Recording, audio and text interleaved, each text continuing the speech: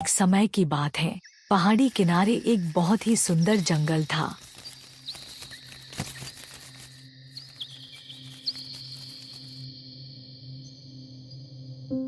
जंगल के सभी जानवर आपस में मिलनसार थे। वे एक दूसरे की मदद करते और हंसी खुशी अपना जीवन बिता रहे थे।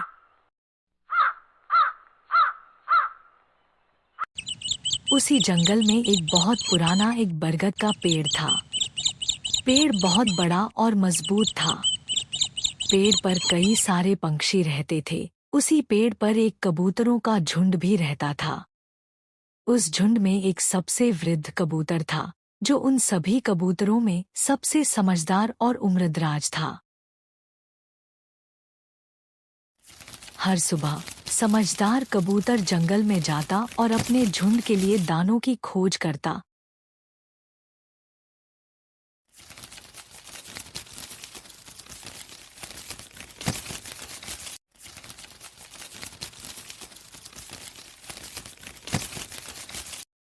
और उसके बाद सभी को वहां पर ले जाता।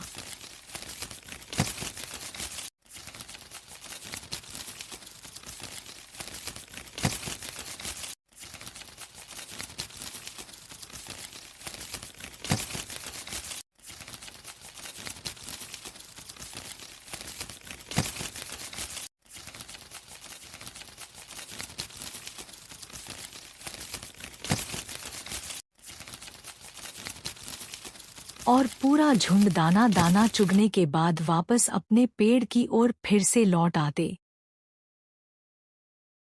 उसी जंगल में एक बिल्ली भी रहती थी, जो छोटे पक्षियों और चूहों का शिकार करके उन्हें खा जाती और दिन भर जंगल में रूखे सूखे भोजन की तलाश में घूमती रहती, जिसकी वजह से जंगल के चूहे कहीं ना कहीं दुबके रहते और हमेशा डर कर रहते। एक दिन जब समझदार कबूतर अपने झुंड के लिए खाने की खोज में निकलता है। आज बहुत देर तक जंगल में घूमने के बाद उसे कुछ खाने को नहीं मिला।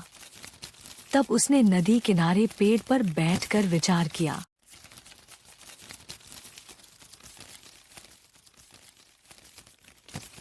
आज तो सुबह से दोपहर हो गई और जंगल में कुछ भी ऐसा नहीं दिखा जिसे खाकर पेट भरा जा सके। अगर ऐसा ही रहा तो आज अपने झुंड को क्या खिलाऊंगा? इतना सोचकर कबूतर इधर उधर देखने लगता है, जहां उसे पास ही में एक नदी दिखाई देती है, जिसे देख कबूतर फिर से विचार करता है। बड़ी देर से घूम रहा हूँ, कुछ खाने को नहीं मिला।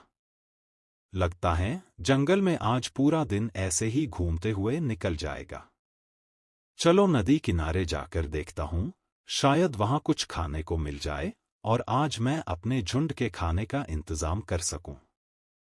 इतना विचार कर कबूतर नदी के किनारे उतर जाता है और इधर उधर देखने लगता है और फिर विचार करता है, यहाँ भी ऐसा कुछ नहीं है जिससे मेरी और मेरे झुंड की भूख शांत हो सके। चलो इस नदी का पानी पीकर कुछ दूर और खाने की तलाश करता हूँ। इतना सोचकर जैसे ही कबूतर अपनी चोंच नदी के पास ले जाता है, उसे कुछ सरसराहट की आवाज सुनाई देती है। कबूतर इस आवाज को नजरअंदाज का जब नदी के पानी में देखता है, तो पाता है कि नदी के एक तरफ एक शिकारी उस पर अपनी बंदूक से निशाना लगाए हुए हैं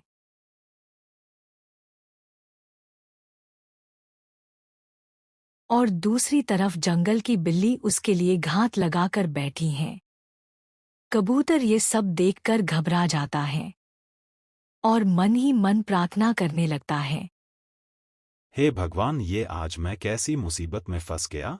अगर गर्दन ऊपर करूंगा तो ये शिकारी मुझे मार देगा और ऊपर नहीं करूंगा तो ये बिल्ली मेरा शिकार कर लेगी। अब करूं तो क्या करूं? कबूतर ऐसा विचार कर ही रहा था, तभी एक चींटी शिकारी के पैर में काट लेती है और उससे गोली चल जाती है। गोली सीधे बिल्ली को जाकर लग जाती है और वो वही दम तोड़ देती है।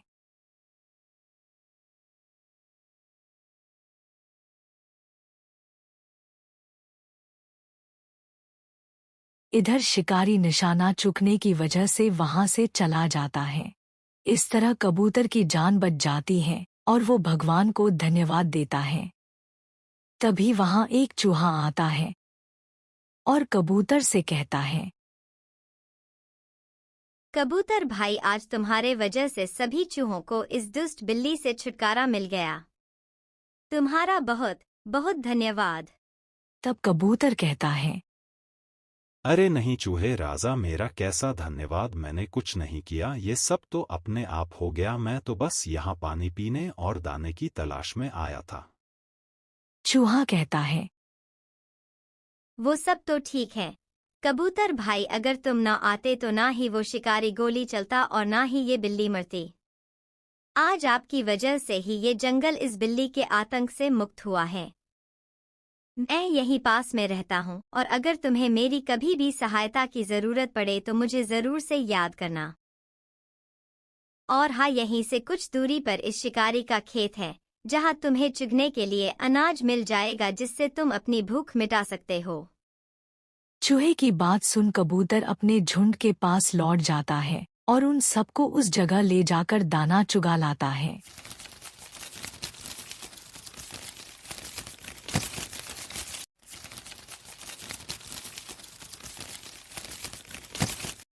अगले दिन कबूतर फिर से जंगल में निकलता है और इधर शिकारी जाल लेके बरगद के पेड़ के पास आ जाता है और पेड़ के नीचे दाना डालकर जाल बिछा देता है और आगे जा छिपकर बैठ जाता है।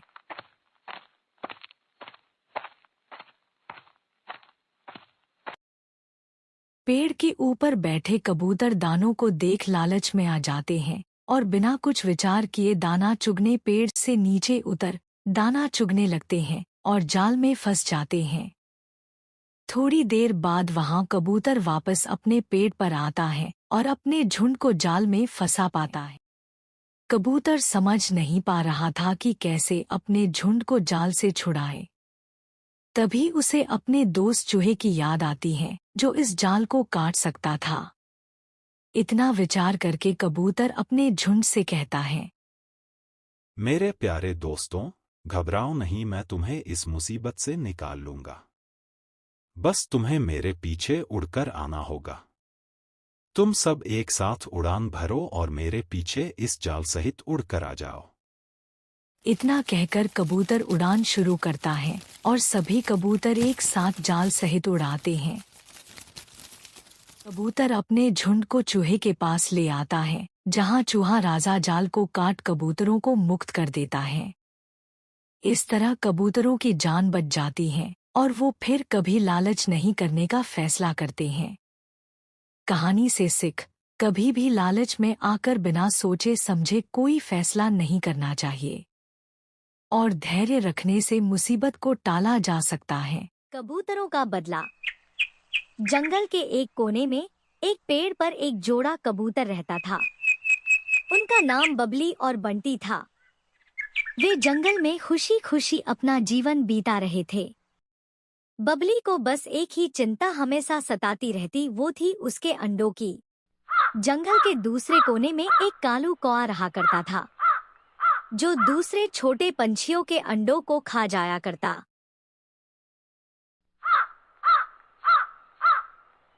कौआ बहुत चालाक था। एक दिन कालू की नजर बंटी और बबली के अंडों पर पड़ जाती है और वो उनके अंडों को खाने उनके घोंसले के पास उतर जाता है और बंटी बबली को डराते हुए कहता है, मैं जंगल के राजा शेर का खास पंछी हूँ और अगर तुम्हें इस जंगल में रहना है तो मुझे अपने अंडे दे दो, नहीं तो मैं शेर राजा से कहकर इस जंगल से बाहर निकलवा दूंगा। कौवे की बात सुन बंटी और बबली डर जाते हैं और उसे अपने अंडों को खाने देते हैं। अब जब भी बबली अंडा देती, कौआ आकर उसे खा जाता। बबली और बंटी बहुत दुखी होते थे। उन्होंने कई बार कोशिश की थी कौए को भगाने की, लेकिन वह बहुत चालाक था और हमेशा ही एक नया तरीका निकाल लेता था। एक दिन बबली ने बंटी से कहा, हमें कुछ करना होगा। हम अपने अंडों को बचाने के लिए कुछ योजना बनानी चाहिए। बंटी ने सोचा और फिर एक योजना बनाई। बंटी ने उड़ान भरी और पास के गांव से एक बड़ी टोकरी उठा ले आया और उसे अपने घोंसले के पास रख दी। अब बंटी ने फिर से उड़ान भरी और जंगल में नदी के पास से सफेद गोल पत्थर ले आया और उन्हें टोकरी में लाकर डाल दिया। इस बार फिर से बबली ने अंडा दिया, जिसे देखकर कौआ फिर से अंडे को खाने चला आता है। कौए को देख बंटी ने उससे कहा, कौवे भाई, इस बार हमने आपके लिए दावत रखी है। आप पास वाली टोकरी को अपने साथ ले जाओ, जिसमें हमने आपके लिए खूब अंडे रखे हैं, जिससे आपका कई दिनों के भोजन का इंतजाम हो जाएगा। बंटी की बात सुन कौआ बिना कुछ सोचे समझे उस टोकरी को अपनी चोंच में दबा उड़ान भरता है।